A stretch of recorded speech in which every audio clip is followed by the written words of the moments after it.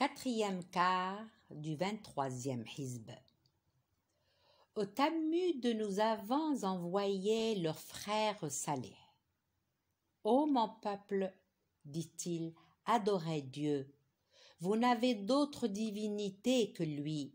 C'est lui qui vous a formé de la terre et qui vous y a établi.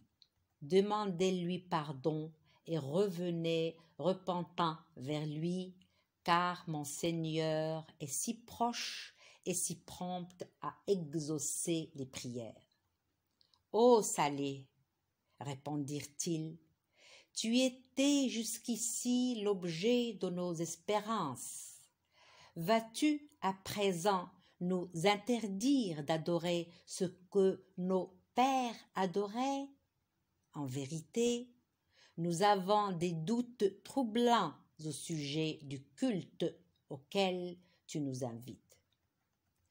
Ô mon peuple, dit-il, que vous en semble si j'étais nanti d'une preuve évidente par mon Seigneur et s'il m'avait accordé sa miséricorde, qui me protégerait donc contre lui si je venais à lui désobéir?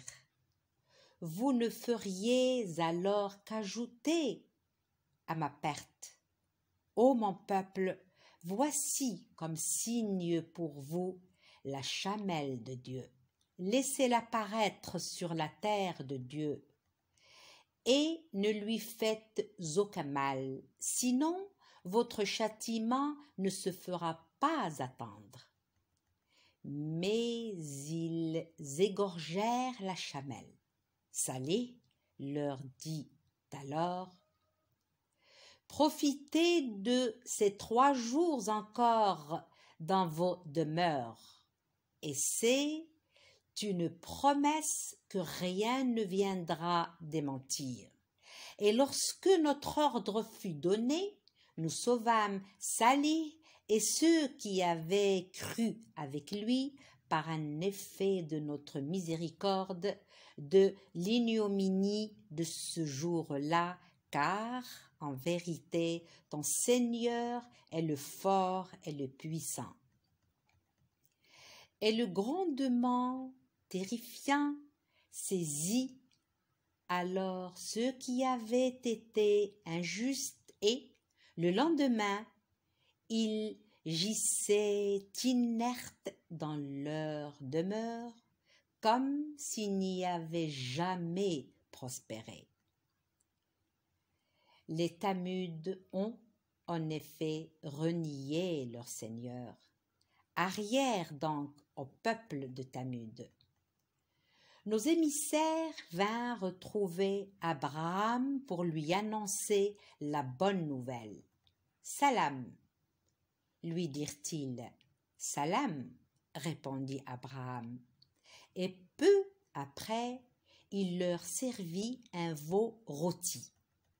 Voyant qu'il ne faisait pas honneur au plat, il les trouva étranges et en eut peur. « N'aie crainte, lui dirent-ils, c'est vers le peuple de Lot que nous sommes envoyés. » La femme d'Abraham, qui se tenait à côté, se mit à rire. Nous lui annonçâmes la naissance d'Isaac et celle de Jacob après lui. « Est-ce possible, s'écria-t-elle, moi avoir un enfant à mon âge si avancé, et alors que mon mari que voici est un vieillard? Ce serait là vraiment une chose bien étrange. » Et les émissaires de répliquer, « Comment peux-tu t'étonner de l'ordre de Dieu? Que la miséricorde de Dieu et ses bénédictions soient sur vous, ô habitants de cette demeure. Dieu seul est digne de louange et de gloire. Lorsque Abraham fut remis de sa peur et qu'il eut reçu la bonne nouvelle, il se mit à plaider devant nous la cause du peuple de Lot, car Abraham était doux, compatissant et enclin nous repentir. Ô Abraham, dirent les émissaires, cesse de défendre les causes. L'arrêt de ton Seigneur est déjà pris.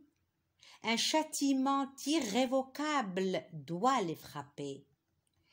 Et quand nos envoyés arrivèrent chez Lot, il en fut très affligé, car il ne savait pas comment les protéger.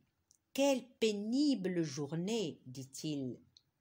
Aussitôt, des hommes de son peuple, habitués à commettre les pires turpitudes, se précipitèrent chez lui.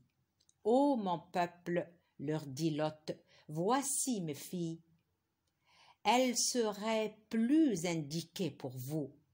Craignez donc Dieu et ne me déshonorez pas dans la personne de mes hôtes. N'y a-t-il pas un seul homme sensé parmi vous? Tu sais très bien, dirent-ils, que nous n'avons pas envie de tes filles, et tu sais très bien ce que nous voulons. Que n'ai-je de la force pour vous résister, dit Lot, ou que n'ai-je trouvé un solide appui? Ô Lot, nous sommes les émissaires de ton Seigneur. Ces gens-là ne pourront jamais t'atteindre. Pars avec ta famille à la fin de cette nuit et que nul d'entre vous ne tourne la tête en cours de route. Ta femme cependant subira le même sort que les impies. Cela se produira à l'aube et l'aube n'est pas si loin.